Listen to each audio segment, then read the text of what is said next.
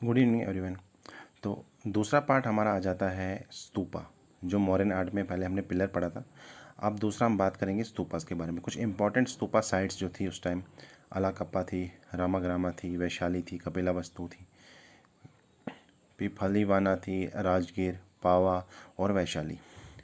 उसके बाद कुछ इम्पॉर्टेंट हम इसमें स्तूपा, ये हमारा स्तूपा है, ठीक है। अब इसके पार्ट्स हैं, ठीक है।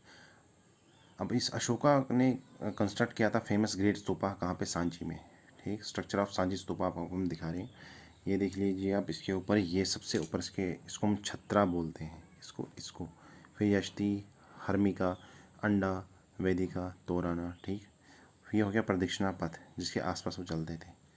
अब important features of Sanchi stupa क्या है। वेदिका, ये बाउंड्री वाल होती थी अराउंड द स्तूपा। जातका स्टोरी क्या होती थी, रेलिंग्स एंड गेटवे, ठीक है, जो बुद्धा के प्रीवियस बर्थ के बारे में बताती थी ये पिक्चर्स।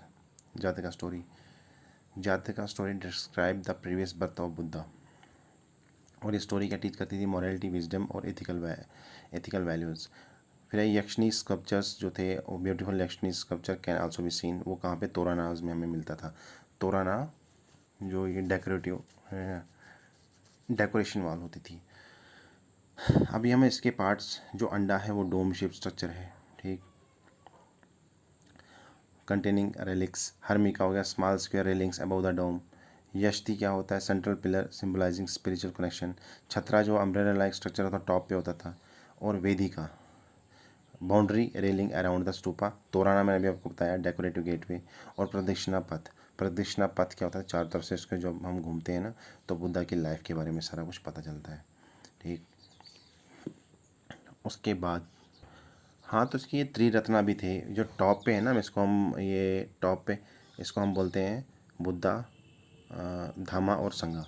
बुद्धा जो क्या है, वो एनलाइटेड वन, ठीक है। एनलाइटेड मतलब जिसको बहुत ज़्यादा नॉलेज हो, तो ये हमें टीचर, एज अ टीचर बताता है। उसके बाद आता है धामा, टीचिंग, कि बुद्धा की प्रिंसिपल्स ऑफ टीचिंग्स के बारे में बताता है।